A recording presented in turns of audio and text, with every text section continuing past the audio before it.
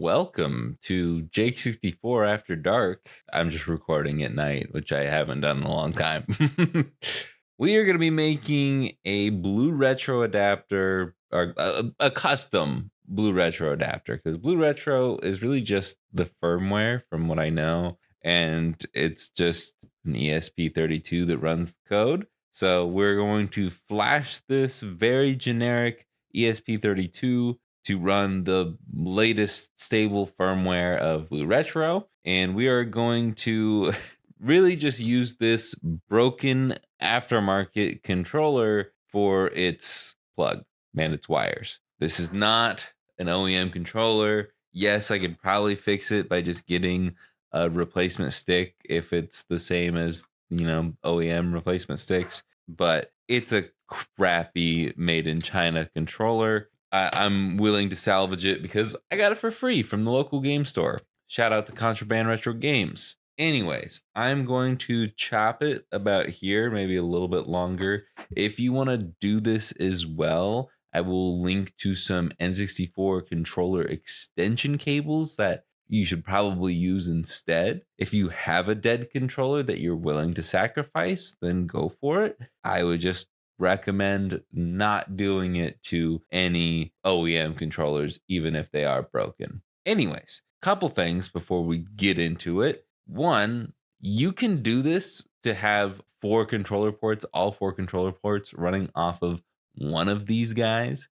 So I honestly recommend doing that if you're wanting to do this for all the controller ports instead of just getting four of these. You only need one. So that's really cool. And if you get like a 4-pack of extensions, then you just need to buy one of those, one of these, and that's all you need. You'll need to be able to solder, of course, but there's also other people who I've seen that have done it in a solderless way, but it's not going to be as clean as if you do solder it. I don't have one currently printed out, but I'm probably just going to print an enclosure for this guy once it's all said and done. And I really only care to use this for one controller, but I'm going to make it, easy enough for me to add more controller plugs in the future if I want to have all four of my controller ports Bluetooth. But really, the only reason I'm doing this is because this guy over here, the M64 that I just got this week and haven't officially started writing my review yet, but this does not support the NSO controller without something like the Blue Retro adapter. And I don't want to spend money on a Blue Retro adapter. They're like 20, 25 bucks. I have one of these on hand, and even if I didn't, buying this and getting some controller extensions is way cheaper. Hopefully in the future, Mod Retro will just make it so the Bluetooth that's built into the dang thing works with the NSO controller. I don't know why they didn't do that, but the Analog 3D committed that sin as well. But now it works on there. This will also work with a stock N64. So this is just a nice addition to my repertoire, I guess. All right, I think that's enough preliminary stuff. Let's flash the firmware to this guy,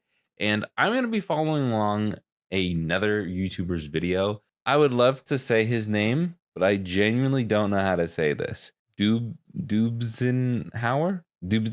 Anyways, I'll link his video down below so you can follow along if you want to do 4 controllers, or you could do 2, 3, 4, whatever you want. I'm only doing one today, but I've never flashed firmware to an ESP32 like this before, so I need to at least follow his tutorial for that. So I went to the Espressif website, and you can download the flash tool, which will actually take you to this page. Download the flash tool, unzip that file, and then you'll also want to go to the Blue Retro GitHub, go to the latest release. And if you're doing an external adapter, you're going to want to do hardware 1, which is what we're doing. So download that zip and extract it. All right, so I opened up the ESP32 program, and I'm just going to do, oh boy, there are a lot of options. Mine literally just says ESP32 on it, nothing fancy. So I'm just going to go ESP32. I should probably plug this in though. So I'm going to just plug this in. Mine is a USB-C. His is micro USB because this is kind of an older video. We can hit the three dots. We can open up the firmware folder. We're gonna go to the bootloader folder and do bootloader, and we're gonna do bootloader, and we're gonna do bootloader, and we're gonna do bootload. I'm glitching. We're gonna do bootloader. Then the next one, we're gonna do the partition table.bin. Why was that easy to say? And then we're going to go to the main folder and we're going to do, where is it? The N64. I assume we can probably do the universal one at this point, but I know that there's an N64 one right there. And then we need to apparently type 0x1000, 0x8000, and 0x10,000. And obviously check all of these. I have no clue what this means. So hopefully this is still the right thing to do. And then we want to do oh Lord, I don't know which one this is. So I'm going to unplug it actually. COM13 it is. That's the trick, is if you don't know, unplug it and see what went away. And now replugging it, we're going to go I'm a little nervous to actually do that. I'm going to unplug it. I'm doing it to a hub, so it's probably fine. But I've also seen before where people are like, don't do it into a hub because then you might write the firmware to the hub accidentally. So I'm going to take this other one that's going into my front panel, which is technically my top panel because I don't have a front panel. Anyways, it's still COM13. Okay, doesn't matter. Doesn't matter. Okay, now we're going to hit start. It's going to say sync over here. And then we're going to hit the sync button on the board, which mine doesn't say sync, but I'm pretty sure it's the one that doesn't say boot. So I'm going to press it and it says it changed. Oh, no. Okay, there we go. Sorry, I have like the command prompt on the other window, but it's going. I think he may have sped his up in post, which would make sense because it's taken a little bit longer. You can see the progress bar at the bottom. Mine's the one on the right. And we're done. So, should be able to unplug it. I'm going to chop it off about here. Boom. And then I'm going to have to strip it just like the black part a little bit further away. There we go. There's some string in here, I guess, that I'm going to chop off. Not sure what the string is for. That's interesting.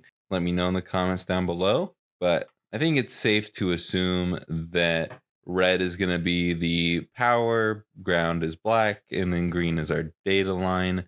We're going to strip all of these, which it looks like the data line is a little bit thicker than the ground and power. At least on mine it is. Looks like there's string on the inside of all of these wires. I've never seen that before. That's so weird. Okay. I think I might have to strip this further because some of these pins are kind of far apart. Well, we've got a 3-volt and a ground right there, but let's see. Where's 19? The D19 there. I don't know if D19 is actually what we want though. He says P19. I want to see if it matches. Yep, okay. It seems to match what he's got on his board. Sorry, you guys can't really see that.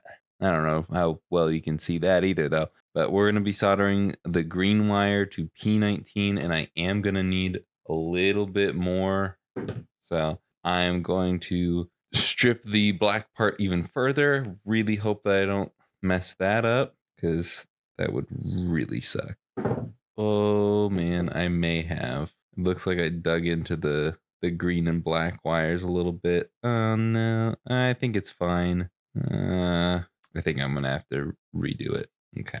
I really can't afford to mess up again though.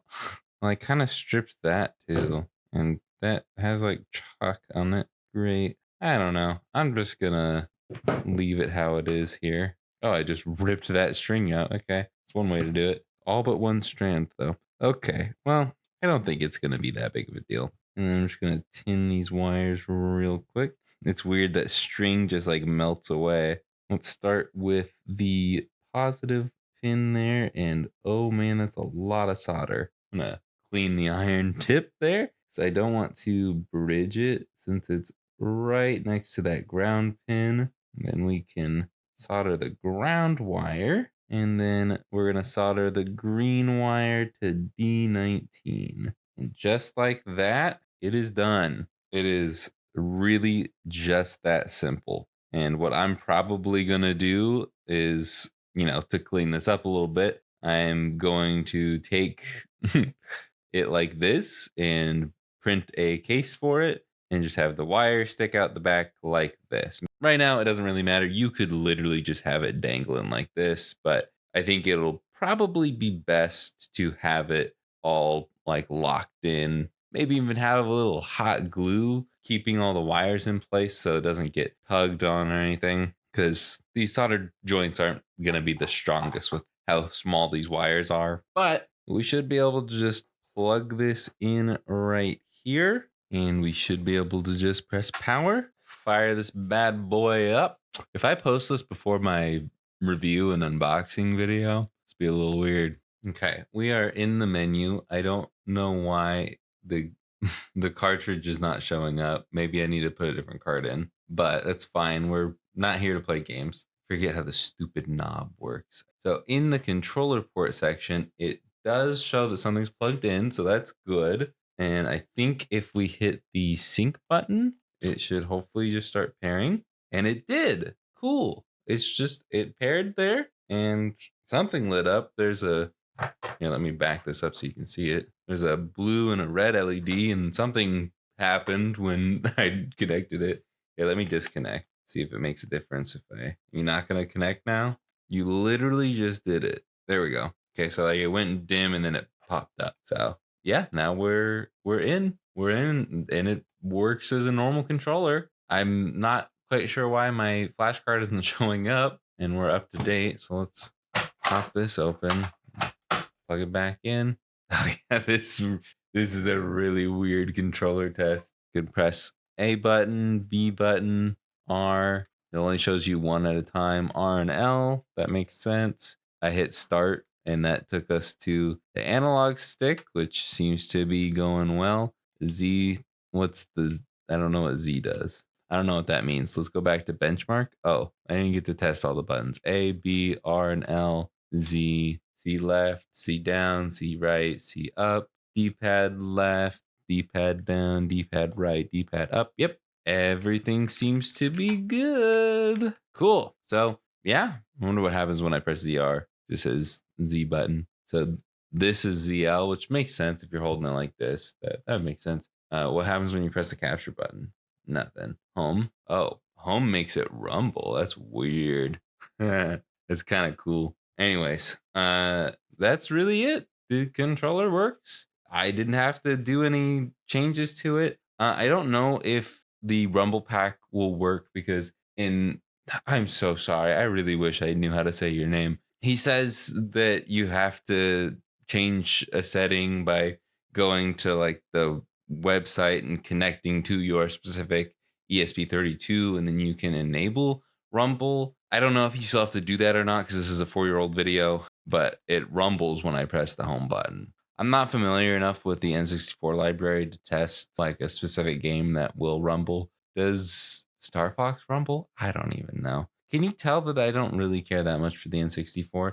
Yet I go into detail to do this kind of stuff. But anyways, that's really it for this video. I might add in a little clip of this fully put together when I get like a 3D printed case going for it and stuff. But otherwise, that's really it. Again, I would recommend not shucking a controller for this unless you happen to run into something of similar quality like I did. I really just did this because I didn't want to wait for Amazon to send me some extenders or really wait for AliExpress to do it because I would buy the cheaper version from AliExpress because it's the same freaking thing. I guess I should say there is going to be a little added delay. He does go into it in this video. It could be better since this video dropped. It could have been improved in a more recent firmware, but I don't know. Even if you use this with like analog 3D or whatever, this will add a little bit of delay. So keep that in mind. But also, you don't actually have to use this controller specifically or a Bluetooth N64 controller. You can use a PS4 controller or an Xbox controller, to my knowledge. I haven't tested it, but I'm pretty sure this works for like a long list of Bluetooth controllers. So just go nuts, which is honestly great for me because I only have like three N64 controllers, at least that work.